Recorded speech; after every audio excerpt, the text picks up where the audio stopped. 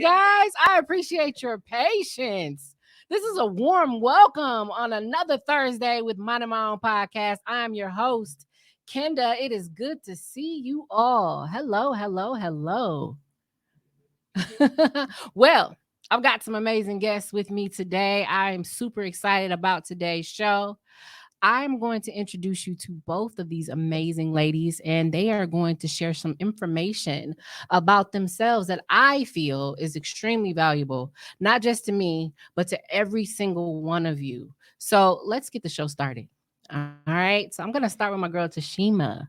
Tashima Dean. Hello, Hello, hello. love. Hello. Hi, how you doing? I'm good. I am so grateful to be here to share everything that I'm a part of. I Yes. am the founder and CEO and president of Fight AAA, which is a nonprofit organization that supports individuals who are dealing with anxiety, addiction, and adversity. So my Wow. job is to provide the essential resources to help people overcome and fight the battle. I love it. I'm going to actually Beautiful. clap for that, baby. Thank you.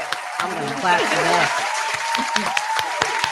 That's amazing. I love the work that you're doing. And you and I met at a networking event Yes. at the Collective, right? Yes. I actually, so I also have a travel business. It's called Flights or Fights Ooh, I like that. AAA because when you're dealing with stress and anxiety and adversity, you got to get away. So that was the Yeah. perfect name for my travel agency. Definitely very Yes. clever. I love that. Thank you. Yeah. You're welcome. You're welcome. Thanks again for coming. No problem. Glad to have you.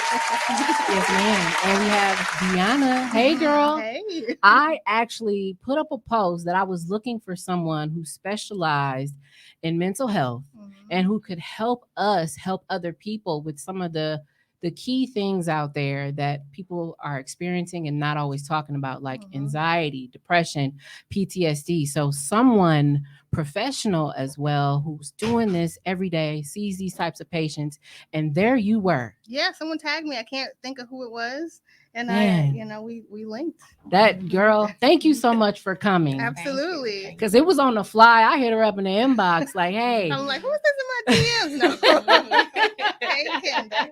Hey. I'm actually going to clap for you. Thank you so much for being here. Thank you. Yes.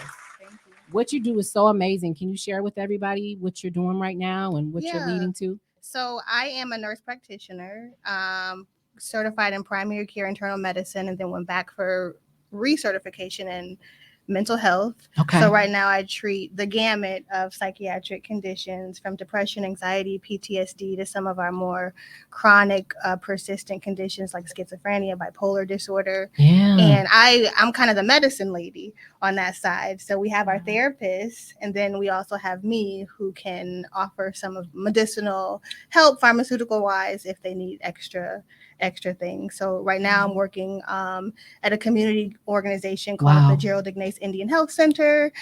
So we treat a large population of Native Americans in the city, but also everyone else. So I see all ethnicities there. But yeah, kudos to you. Yeah, thank you. You are doing amazing things, both of you ladies. Oh my God.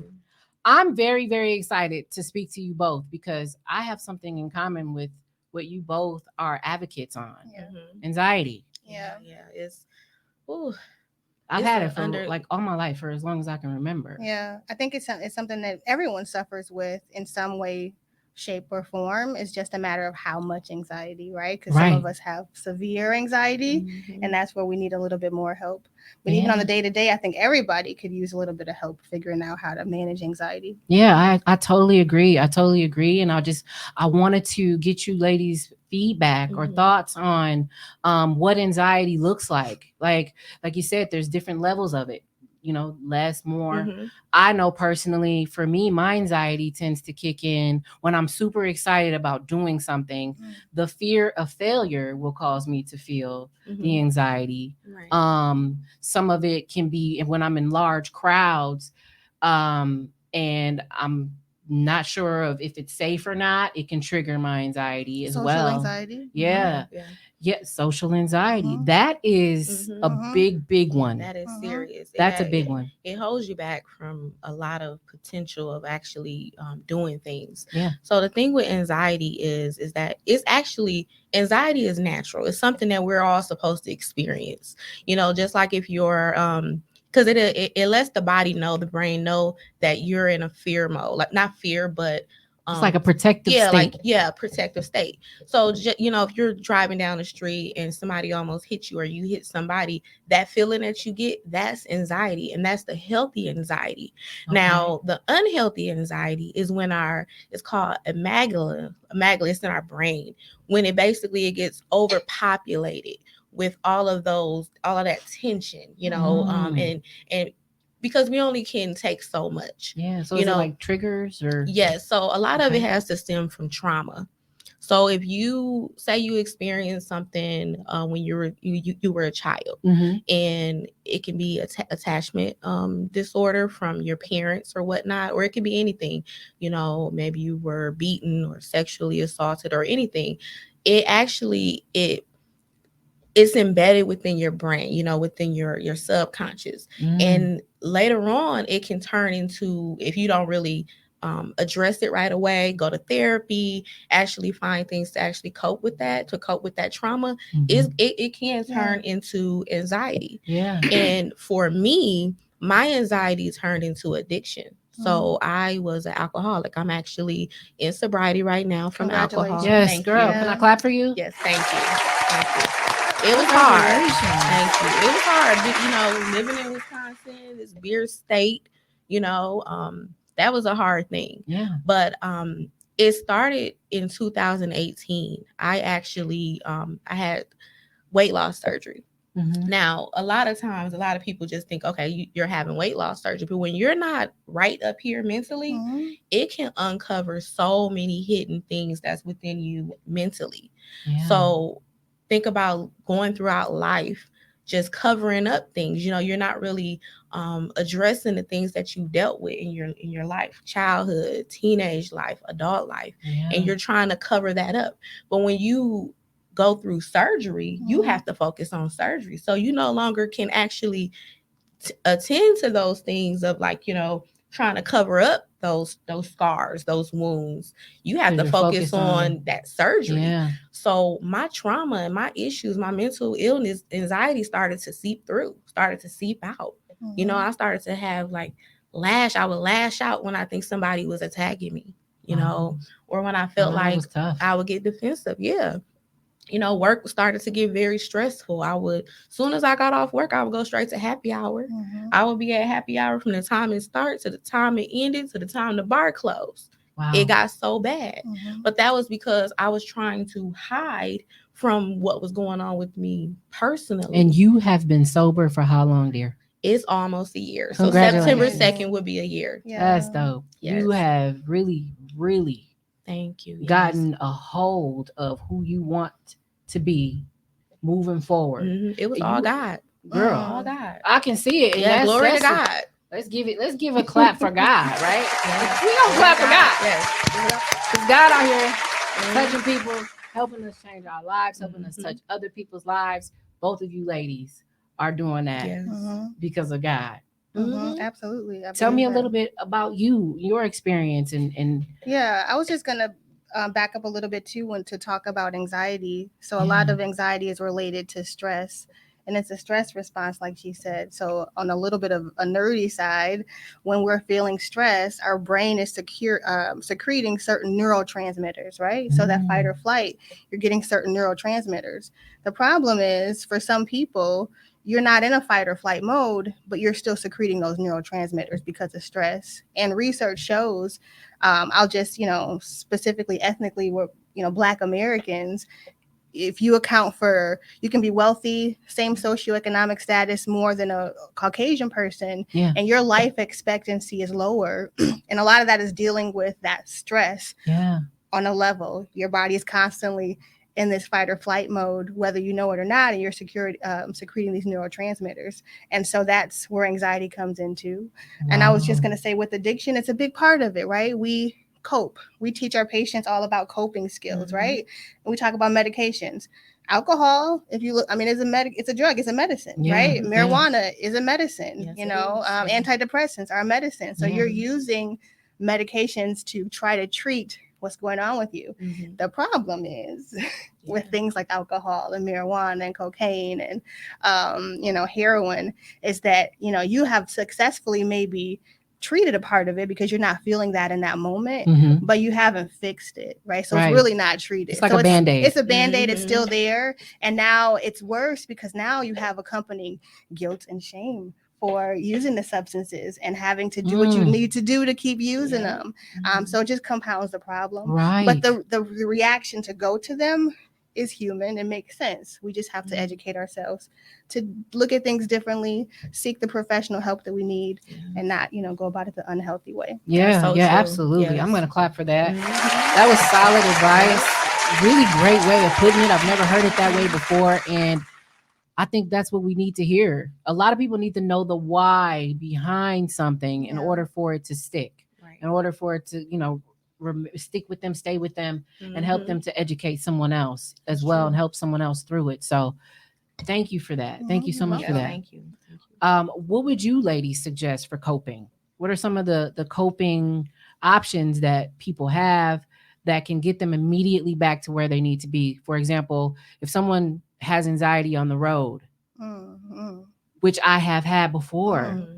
You ever had two semi trucks right on the side of you, one in the front, one behind you? Oh my God, I thought I was about to die. A friend of mine did pass away that way. Oh my gosh. That escalates things. That fear is real. Yeah, absolutely. Wow. Positive affirmation. I'm so sorry to hear that. You have to talk some positivity to yourself during those moments, because that's the only thing that's going to get you through, because the outcome is you got to get past these trucks.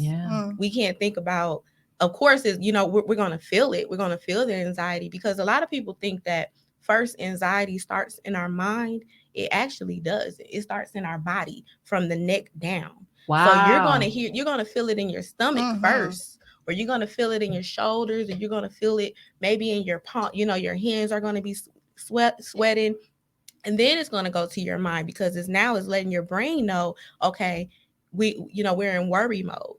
What do we do? Wow. So, you know what? Now that you said that is absolutely correct. So I have scoliosis. I was in a really bad sledding accident when I was like 12. I hit a tree and I'm on the sled, and my two younger sisters are behind me, and my dad's yelling, lean with the sled, because the tree's in front of us. We can't do anything. We're going down a hill. And I'm thinking, let's avoid the collision. If I stick my legs out, I can keep my sisters from being hurt. I'm thinking all this as a kid, and this is one of my traumas. I'm trying to save my sister's life. I'm trying to save all our lives, because I'm right in the front. I see the tree. It's right ahead of me. This will never go away. So I stuck my legs out, instant impact, hit the tree. Now my spine is messed up. I immediately got fractures in my spine, and so now I have scoliosis. It affects the way I walk.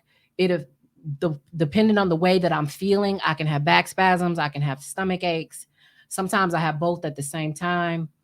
There have been times where if I'm experiencing that type of anxiety on the road, I've had a back spasm.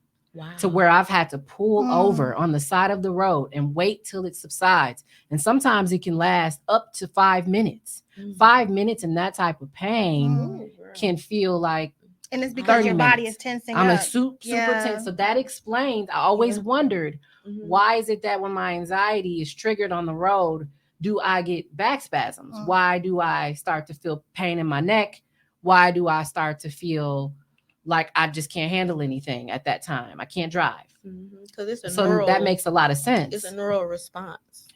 Because it's going to attack those areas first. And have you ever heard of those, the young kids? They always have those stomach problems, and they always have to go to the bathroom. Yeah, that's me. They're going through anxiety. I know. And it got worse as I got older. When I have to, I love to travel. I love it. And it's something I love to do, but anytime before I travel, I'm not sleeping that night and my Mhm. stomach hurts. I get a little bubble guts. Yeah. Every time now. And And I don't that's feel bad anxiety. about Me it. too. It's the anxiety for Yeah, sure. anxiety. Yeah. I was just telling her before we were coming in, I said, even though I've done how many shows and I talk to people all the time, I still experience that anxiety Yeah. right before. It's that little bit of fear. Yeah. It never goes away. It feels like butterflies in your belly. Your Mhm. chest feels like it's falling 10 feet down. Mhm. You know what I'm talking about, Yeah, don't Right. you? But even Yeah. one little positive response of you taking a different approach is going to make you feel better. Yeah. Because, like, Well, just seeing you ladies, automatically my mood changed. But Okay, just on the way yes, here, that's- Absolutely. yeah, just Mhm. seeing you ladies, I'm like, look at them. They're here today. This is Mhm. going to be a great show. Mhm. We've got something powerful to discuss and it goes away. Mhm. You wouldn't even know. Those Mhm. positive. I Yeah. thought she was talking about. Yeah. There's a deep breathing exercise I teach a lot of my patients. It's a really simple one, but it helps you talk about being tense. Yeah. You clenched up, so we got to relax, right? Yeah. Anxiety, we got to relax. Yeah. And so that's why some people use other things to relax. But a deep breathing exercise is called 478, and maybe we could do it. Yeah, together. let's do it. Yeah, let's do It's it. gonna Y'all be watch it. 478. Y'all watch it. Ready. Let's Deep do this. breathing. Okay. Keep your eyes on her. So you inhale for 4 seconds. So we're gonna Okay. inhale. We're gonna hold it for 7 seconds. And then exhale for 8 seconds. And then you repeat. Inhale 4. Hold it 7. Exhale 8. And something about specifically those measurements Wow. has Mhm. been researched time over and time again to be helpful. We all know about deep breathing. Are you doing your deep breathing? Yeah. But that's a specific deep breathing technique that you can use in a pinch. 4, 7, 8. Remember it. I feel like I should do that again. It helps me to get out of panic attacks. Absolutely, yes. Wow. Panic attacks. Because I used to get panic attacks throughout the night. And deep breathing exercises actually helps me to snap out of it. Not laying in the bed. I have to actually get up and do those. Because when you're laying in the bed, it really doesn't, your body has to be aligned where you're up and everything is kind of, Open that diaphragm. yeah. And then, so you can breathe and that oxygen can flow and get to the brain and all of that. So yes, it actually helps with eliminating panic attacks. Wow. Mhm. That's fantastic. I'm going to tell you, ladies, another scary story. Maybe you can share a story with me about a time your anxiety kicked in and what you did at that moment. That fight for flight thing, man, that's one hell of a thing, isn't it? Yes, it Mhm. is. Man, that's one hell of a thing. I was at game 6, Bucks game, Deer District, when they won that game. What a game. What one hell of a game it was. It was recent. I mean, the came up my timeline. Yeah, too. the memories Yeah, and- yeah. Man, let me tell y'all what happened. I get there and we couldn't find parking. And it was extremely crowded. And immediately my body's like, are you sure you wanted to go through this? And my mind's like, quit playing. This is the Bucks. What do you mean? So it's like my body's fighting itself internally, but I don't look like it is, you know? Mhm. Finally find parking, long walk, finally get there. This is before all of the amazing things are downtown right now. There was a gravel road.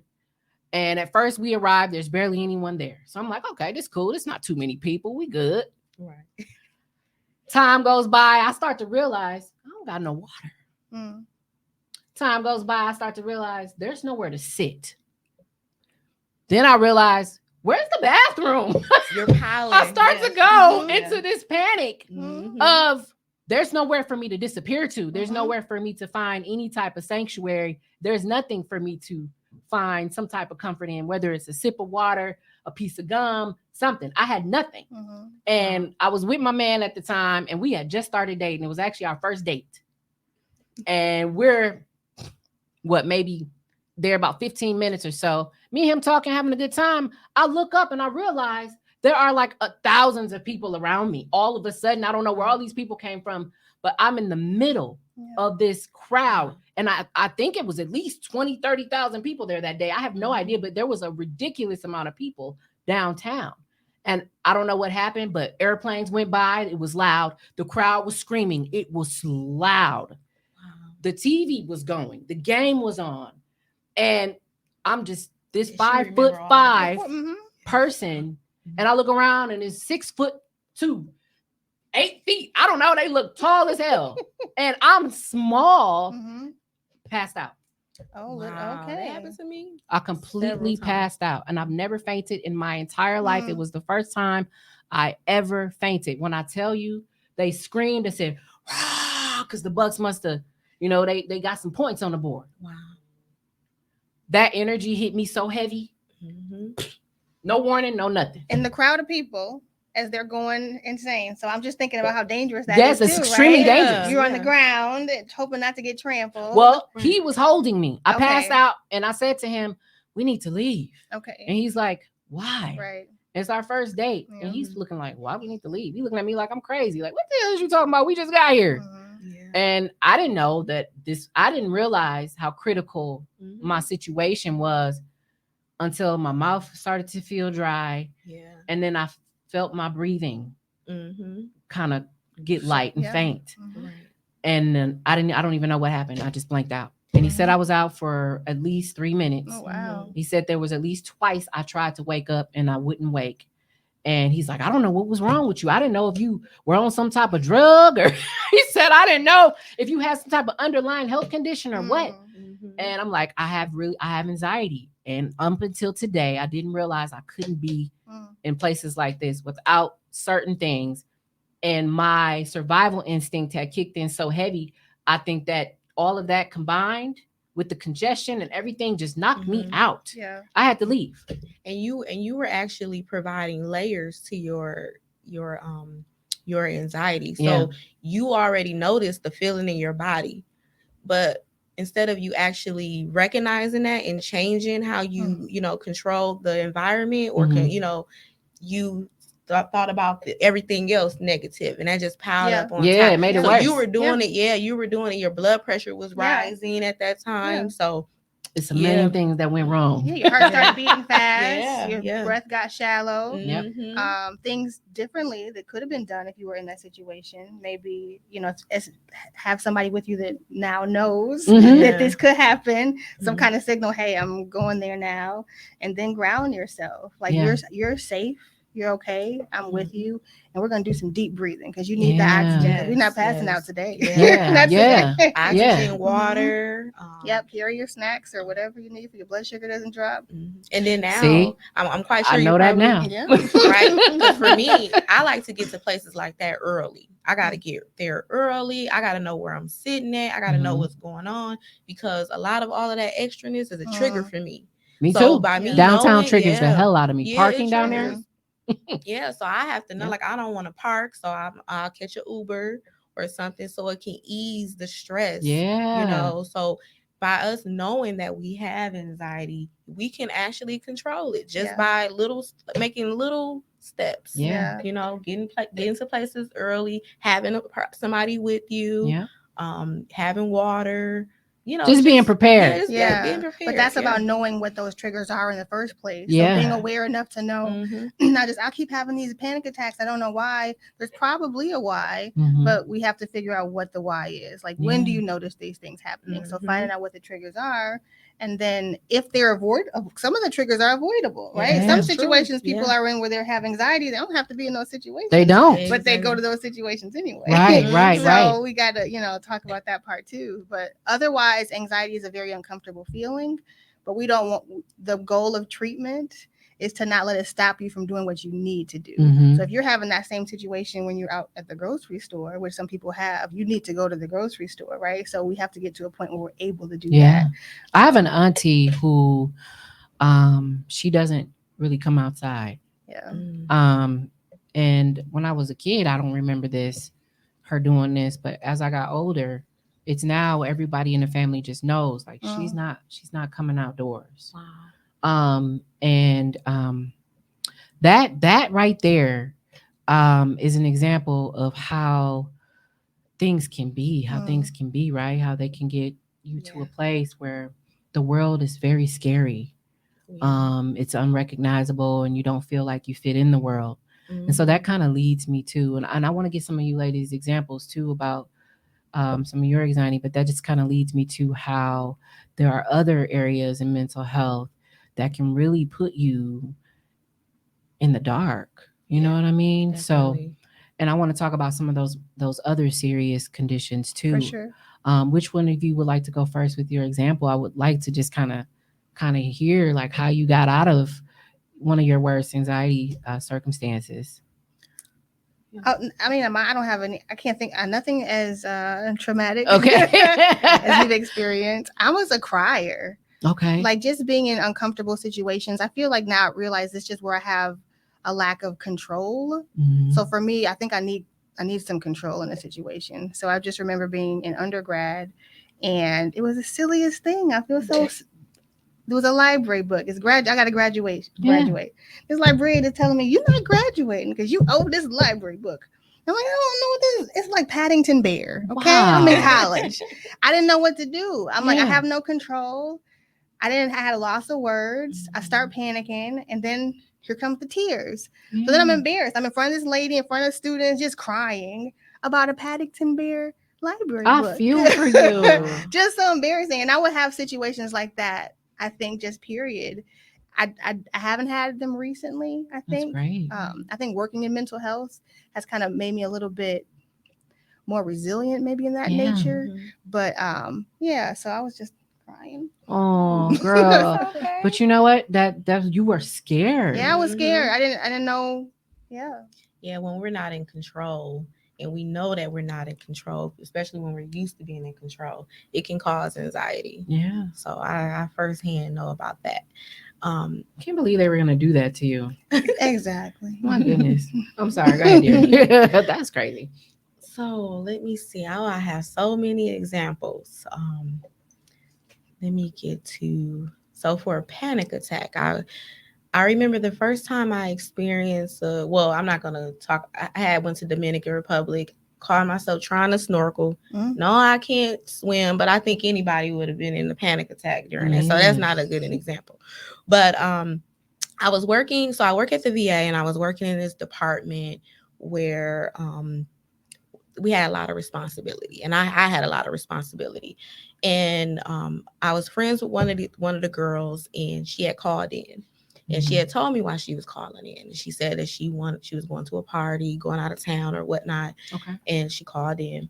And I didn't say anything, because that's not my place to say anything. So I guess one of the nurses said that because she was on sick leave restriction, and they said that I said that she called in because she was going out of town, but she said she was calling in because she went to the hospital. I didn't really care, like I don't have nothing to do with it. I'm just telling you what she told me. Yeah. So my supervisor wanted to write me up because they said I lied. Technically, I didn't lie. I just didn't really take anybody's side because y'all really don't know what she said. She's on the other phone, she's on the other line. I'm the only person on the phone. You can't really tell me what she's saying, Right. So they tried to write me up and said that I was going to get suspended. I had never got suspended before, and I felt like I was being attacked. And I was in the office. I had the union in there, and this is when a lot of things was going on in my life, and I just felt this I don't know, like something hit me, and I flew against the wall in the office, and I lost, like I couldn't breathe or anything, and I was really trying to catch my breath, but I could really feel like a lot of the air was coming from my stomach, but it was so scary to the point they were scared because they didn't know what was going on. But I was just I was shocked by because I had never got written up. Sure. But so they ended up telling me I had to go to the ER to see what was going on with me.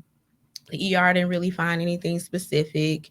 I knew it was a panic attack because I know about panic attacks. Yeah. But just to be in that situation of just feeling like you're being attacked, and you're doing the best that you can. You don't want to, snitch on anybody or whatnot. But that was my first, one of my first experiences. Girl.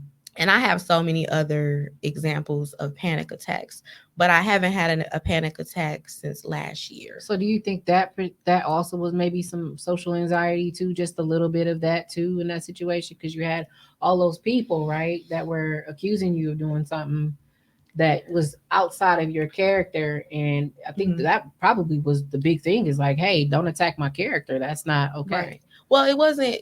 So I had the union there that they were on my side. Okay. I think it was the fact that a lot of things were kind of uncovering because I had just had my surgery and I was Okay. still going out to, I was drinking. I had already started to drink and going out. I had a social environment and all of that. See, I got married young and I didn't really socialize and go out. So when I got divorced, I'm like, okay, I'm going to enjoy my life. Yeah. And I started to do things in moderation. But the surgery kind of, a lot of things that were uncovered were now uncovered. Yeah. That were covered. Exactly. So, so I had already had some issues going on, high blood pressure and all of that. And that was from, the drinking.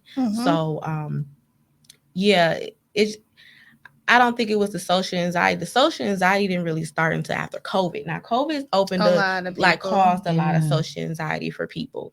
And because I was never an individual that I was scared to be in certain, rooms or crowds or anything. You know what? I think that, COVID definitely put a lot of people in different places, that probably places they never thought that they would be. Right. Yeah. And they still doing stuff these days where I'm like, you didn't learn from COVID? But yeah, that's a good point. That's a good point right there. Yeah. Wow. So I also want to talk to you ladies about some other pieces when it comes to mental health. So earlier we had mentioned that PTSD, and we also talked about social anxiety a bit. So I think some people don't really understand what those things are. And I feel like sometimes the terminology is being a little loosely used. Oh, for sure. Yeah. Yeah. So I would like to talk a little bit more about what those things are, how people can see the symptoms or see that in their family, maybe at an earlier stage, so that it doesn't progress to get so bad in their adult life. Because I truly believe that, I think, and I could be wrong, so that's why I would like the clarity. But I think that the PTSD stems from everything just kind of piling itself on, and undealt with traumas, of course. People can experience all type of things that make them, sometimes see things that aren't there, and even sometimes feel things, like feel that the world is completely against them and that they're all alone. And it can be very, very dangerous. Definitely. So if please help me understand it more and help everybody else understand it more, and how to get a grips of it, and also how to recognize it, so that they can help people and say, hey, I think you might be experiencing this. Or not that people need to diagnose each other or anything, but just knowing some of the things is not so bad, to be educated and maybe help someone through if you see certain things, right? So what do you ladies think? Yeah, I'll say, so PTSD, what it is post-traumatic stress disorder, and it's an anxiety disorder. There's different types. There's acute, there's chronic. Acute PTSD is, so for example, when you had your accident, you were probably exhibiting a lot of symptoms, anxiety symptoms. If those symptoms are just in those first 3 months after the accident, or the incident, or the traumatic event, that's just acute. If it lasts beyond that, we usually call it's chronic. Wow. Symptoms of PTSD include panic attacks, flashbacks of the incident, nightmare sometimes, combativeness, absolutely, being hypervigilant and just like more aware of your surroundings than you normally would be. Hallucinations. Yes, that can happen as well. Yep. Wow. So that's a lot. So if someone comes to you and says, like, I'm experiencing any of those things, recommend that they see a specialist? And yes, I would probably start with a therapist or some type of counselor to let them know what's going on. They can talk about how you're feeling, get some accurate diagnoses. Also, hallucinations can be other things too. Depression. You can have very severe depression that causes hallucinations. Wow. Insomnia. I didn't know that. And who sleeps? I don't know. Not insomnia. There's something called hypnagogic hallucinations too, which are kind of normal. So if you're falling asleep or waking up, you can hallucinate. That's kind of in the realm of normal. That's not something that you necessarily need to, something's wrong with me. Okay. But if it's outside of those parameters, there's something that's going wrong. It could be bipolar disorder and you're in a manic phase. It could be schizophrenia or some type of schizoaffective disorder, which is very much so characterized by having hallucinations. But definitely talk to somebody. It's okay. We can talk to people. Yeah, fine. I mean, that's something that I have taken comfort in, is when I find myself in a situation that I'm like, I can feel like to myself, I'm like, you're overdoing it. You're overdoing it. Just breathe. Just breathe. What are you freaking out about? I'll tell myself that, and I'm like, you need to call somebody. Call somebody you trust right now. I don't care if they give you 5 minutes of their time. That's good. It's amazing having support. Yeah. Like the people who have support they fare much better than the people who don't have support. Not everyone has the luxury of having that support. Yeah. But if you do, that's a blessing for sure. Yeah, absolutely a blessing, guys. So if you all have any questions, you can start dropping those in the chat. We are all here to help you guys understand this a little better and help your family and your friends. I see a few comments here. Let me just see what we've got. Oh, thank you. She said hair popping. All right now. All right now. Let's see what she's got here. Yes, large crowds does it for me. I can't really do concerts because of that. I feel you, Michaela. I feel you. Is it Michaela? Michaela. Sorry about that. I feel you. That is one of my biggest things. She said entirely too many people were there. Yes, you were there exactly 2 years ago. But are y'all still together, or did the fainting make that first and last day? That's a great question. We're still together. Claps for him supporting you throughout that incident. I didn't think he was ever gonna want to see me again. I'm not gonna lie, did my anxiety trigger because of that? I was so embarrassed. And I start walking really fast. He like, where are you going? So I can laugh at it now, but back then it took me through, y'all. I can imagine. All right, I fell out in Skybox. That's where I had I had a seizure. Oh. Yeah. That was. So I definitely understand. I was embarrassed. Was it alcohol related? Yeah, alcohol related. Yeah. Wow, girl. And that's when I was diagnosed with anxiety and dehydration. So yeah, I definitely understand when you say you were embarrassed and you didn't know how a person was going to feel or think about you after that. But people are understanding. Yeah, they are definitely understanding. Yeah, he was like, I've never seen anyone with anxiety. He's like, I don't think I've met anyone with it before. Probably has, and I'm like, yeah, it's common. You probably just never seen anybody fall out from it. Yeah. So that was very, very embarrassing. But I can talk about it now, and that's also a way that I just kind of get through it. And so I try to share that story to encourage other people. It's not the end when you experience something embarrassing. It feels like it in the moment, but it's not. Yeah. You know what I always think of? I always think of like some of the traumatic movies I watched when I was secondary trauma. Oh, I'm sorry. No, go ahead. No, that's a real thing too, especially like in our profession too. Like we hear a lot of things, and friends do too. Like people telling you their trauma affects you as well. It does. So it can definitely be a trigger, and you can definitely have like PTSD symptoms just from somebody else's trauma onto you. Yeah. So that's why we have to be careful and protect our peace too, especially if we have those friends who like to, they call you, they dump on you, and then, and that's just a constant cycle. Yeah. Not understanding that that's affecting your mental health too. So I always say that.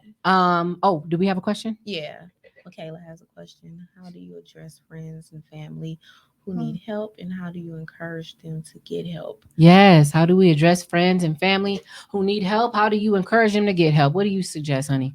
So I think for me, a lot of family members don't listen. They really do not listen. You can tell them over and over again that they have a problem, and they're still going to self-medicate. Right. They're still not going to go to the doctor. I think for me, I actually not diagnosed myself, but I noticed that something was wrong with me, and I seek the help for myself. And then other people, I would ask people questions around me, and you know, they would be honest. But it shouldn't take for me to acknowledge that there's a problem with me for me to actually know if there's something wrong. People know it before you do. Yeah, so they don't say anything. So when it comes to friends and family, you have to let them know when they're doing something that's out of character. Oh, I agree with that. You have to be like right on it. So if they're doing something that's out of character, or there's patterns in what they're doing, if they're going out too much, or if they're spending, you know, they're doing unnecessary spending, or they're doing I mean, it could be a number of things. Their house is messy. That can be a sign that something is going on with them mentally. Girl, when it's normally not messy. Now, if yeah, when it's normally not messy, you're right. Count. Out of character. Out of character. Yes. They're actually doing interventions and things like that. There's a show. I don't know if that's still on, but there used to be a show called Intervention where they would actually pull people together and say, we got to go stop them from hurting themselves. Yeah. I think those should happen more often in the real world. Yeah. Because a lot of people like to be in the mess with you. So if you're self-medicating, you're like, for me, I would go out and drink, and I would have people around me, but it was fun for them because I was paying for their drinks. I may have turned into this different person where I was fun and I'm not too serious. So they're not going to really tell you that you're self-sabotaging yourself. You're doing that. They're not going to tell you because they're enjoying it. You know, so a lot and of the fact that they're enjoying your pain, though, it's sad, but it's definitely true. I mean, those individuals are no longer connected to me, but I have experienced it. So a lot of people are not going because they enjoy you being wounded. They like that version because they're getting something out of you that entertains them and keeps them getting whatever it is that they want from you. Even when they know it's a problem, right? Because some people don't necessarily know, right? It's a problem for you. But 100% there are people in your life, if you're struggling with things, that know there's a problem and will be up in it with you and not say a single thing, even though they know. And those are the people you need to not be around anymore, which is hard. Yeah, it's like then at that point, that's a reason why some people have a hard time recovering from those toxic situations. It's because they're so invested in these group of people that they have around them. And maybe that's all they've ever had. And maybe that's who they consider their family. Maybe that's someone they grew up with. And that's why I always say, you might have grew up with somebody, or somebody might be someone that's always been family to you, but that doesn't mean that they are family to you. That they could have been that all this time.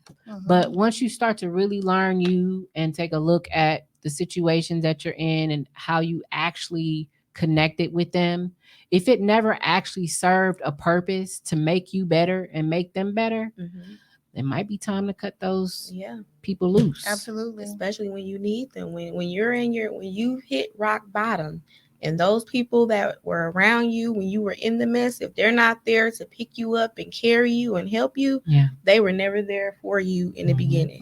And I learned so much. And when I asked God to recreate my circle, send me community, send me people that are like-minded, you know, that can actually speak life into me, because I don't need anybody that's going to speak death into me. No, absolutely I'm not. supposed to live, not die. Yeah, absolutely. And I'm big on protecting my peace.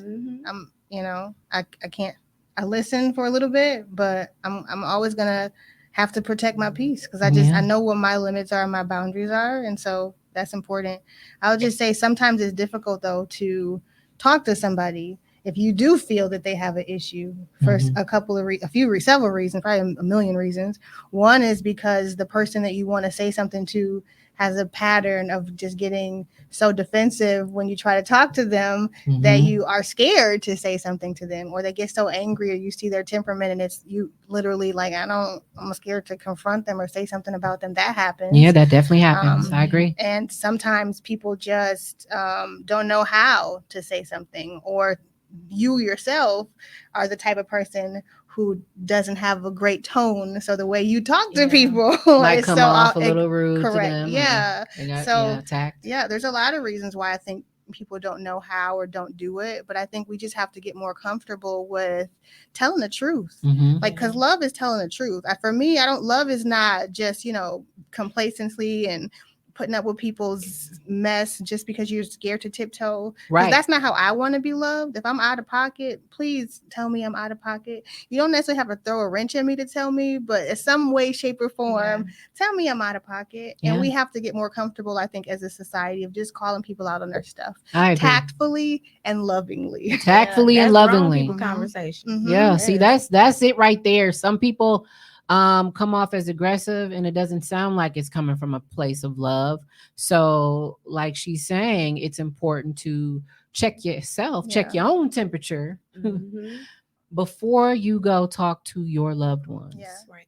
And you know, Yeah. the other individual, if they know what type of relationship you guys have, they know your intent. Yeah. They know that you mean well, and they know that you're not going to say anything against you to make you feel bad. They only want the best for you. Right. And when you know that, that response should be different. It Sure. shouldn't be no negative energy there. And if there is, okay, well, it's going to bypass, Yeah. but as long as you know that you actually address the problem, because the last thing you want to know or hear is the next day or something terrible happening to that individual, because now you're going to be struggling with some mental illnesses or addictions, because now you're putting that guilt on you because you didn't say anything. Right. So right. let's prevent that. Let's talk about it. Let's bring the person to the carpet and say, hey, this is what it is. I agree. We got to talk about this. I agree. And that doesn't mean that person is going to listen, though, Yeah. right? So, like Nope. you said, you can say it. You can have all the love, all the tact in the world, and deliver your wonderful message. And they may do the exact opposite, which happens day in and day out. You also can't take that into Personally. yourself and personally, right? You have done your Mhm. part by trying, but sometimes you gotta let it go. Yeah. You've done what you can. You can't absolve that or absorb all of that negative energy yourself too. So Right. you have to have grace with yourself to say, I've tried, I've done my part, but I'm not bringing that on to me. It's not my battle. It's their battle. I'm trying to work with them. I'm there if they need me. I love them. Yeah. I tried to let them know. If they decide to come back and do something about it, I'm here. But it's not on you to Right. be carrying around that Exactly. hurt and pain. Right. Right. You really can't carry that load and your own load. Mm-mm. It's Gotta let impossible, go. guys. It's impossible. So we're not telling you to take someone else's issues and make them your own. No. Absolutely not. But if you see someone that you love, that you care about, and they've taken a turn for the worst, and you want to help them get out of that, it's worth a shot to speak up. Mhm. But also remember who you're dealing with. That part. Definitely. Remember Yeah. who you're dealing with, because if you Mhm. think about how they accept love, right? Mhm. Then you got to come with that Yes. love language. You gotta Yes. You gotta come with that love Right? language. Yes. Yes. So all of that comes together full circle. Let's see some more of the comments here. She says, how do you address friends and family? Okay, we covered that. Hold on. Are you talking about me on this here podcast? God is I think- working on yeah. my tone. A lot of people, it relates to a lot of people, though, right? We all have. Yeah. I think a lot of this stuff is a lot of people. Yeah, I love it. I love it. She also said, with such a shortage of therapists, Okay. how do you suggest people find help when needed? This is a good one for you, honey. What do you think? I would say there's a lot of coaches out here. Oh, So coaches are the next best thing to therapists now. okay. I am a recovery resilience coach. So I'm an individual that assists people to get to recovery. So provide those resources and tools. I love it. When I was going through the start of my sobriety, there was not a lot of resources available. So I had to create the resources for myself.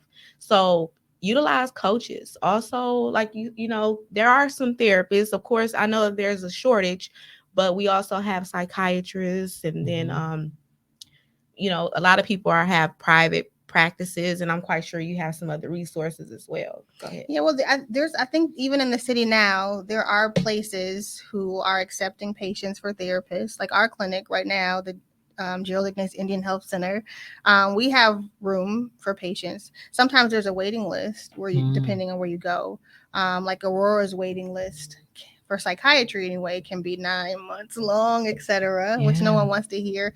Still get on the waiting list, even if it's so long, and then you can continue to look. But progressive clinics, a lot of the community-based clinics and AMRI counseling, there's a lot of places who accept varying types of insurance, Medicare included, private pay as well.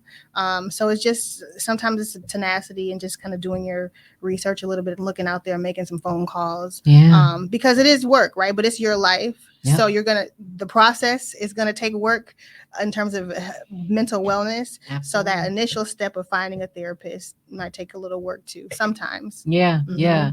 And I think that knowing that, forming your own little groups like you did recently. Yes. She has a Facebook group. It's called You Are Not Alone. Mm. So it's a support group where we talk about everything mental health, everything that we deal with on a daily basis. And then I give tools and resources, and I talk a lot about my experience, because your experience makes you an expert. Yeah. And I feel as if I'm an expert. I have college degrees and all of that, but that does not align to me with the experience, Yeah. because I had the education before I had the experience. And that's crazy, you know, And the because experience helped it come full circle. exactly. So now everything is connected. So the group is actually is for women, and we support one another. I provide a lot of resources and affirmations. That's and awesome. I'm actually going to be doing a giveaway soon for a NLP training. Have you heard of the NLP? What does it stand for? So many acronyms. Yeah, what is It's that? the neuro-linguistic programming. Okay. So Neuro-linguistic programming. Okay. Yes. NLP. So yes. So Okay. it's actually a program. It's a training that gives you the tools and resources to reprogram your brain. So these are for individuals. Yes. So That's I'm going to be interesting. doing classes and courses to help individuals to, you know, because there are some things that I remember that stopped me from overcoming certain things. So you can actually reprogram your brain by going back to those moments where it first occurred, like where fear started, where guilt started. And it sounds like dialectical behavior therapy too. Yeah. Okay. Yeah. Very helpful. So those are pretty much one and the same? Sort of. Okay. Sort of. Okay. So the training is going to be held in Wausau. I actually took the training, I believe, about a month ago. Okay. It's in Wausau. It's a full weekend, Friday, Saturday, Sunday. Fight AAA will actually cover the expenses for travel, hotel, and actually the cost of the training. When you walk away with all of these tools to actually overcome you're going to be a totally different person. Because the way I think now, I think totally different, because now I have those tools and those resources. Like, a lot of people is not going to really shake me too much. Can I give you a clap? Because 100% though. Yeah. I mean, when you have those tools and resources, baby, a lot of stuff is not going to be the same. Right. You know, you're going to be able to walk different, think different, all of that. And I just want this for everybody. I think everybody should experience it. So I am giving away to 2 individuals. So wow. Yes. Wow. We're going to have to make sure we put the information absolutely. It sounds like in a the great comments. prize. Yes. So we can give people that opportunity, girl. Yes. Way to go. Way to go. I love it. I love it. What else we got? A lot of companies that people work for offer EAPs that will cover free therapy sessions for services like BetterHelp, etc. Take advantage of that benefit. Absolutely. Ooh, that's a great suggestion. Wow. Actually, this is the first time I'm actually clapping for a comment. And you did that. BetterHelp is expensive too. So thank you for giving that resource. Yeah, that is amazing. Rose says, can everyone join You Are Not Alone? Women only. Women only, but I can send you an invite. So I'm going to make sure I actually go on here later on today, and I'll send you an invite. Okay, Rose? That is my sister. So I can actually do it for you. Okay. All right. Didn't know you were interested, Rose, but yes, let's get you in there, sweetheart. Awesome. I got you. And someone down there, Akash, I'm interested. Come to inbox.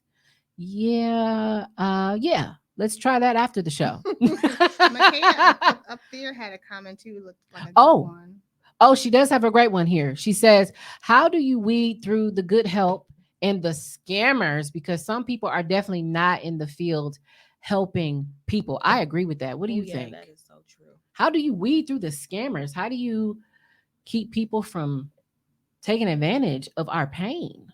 Mm. Oh, wow. You can't really keep them from doing it, but maybe I think- research it somehow. I don't know. 100% you have to do your research. Yeah. Mhm. Once again, if you are using like professional therapists and psychiatrists and psychologists, they shouldn't be trying to scam you. Right. They may Right. not be the best fit for you, because you can have a therapist and they can be a great therapist, but just not a great therapist for you. So you still have to figure that out.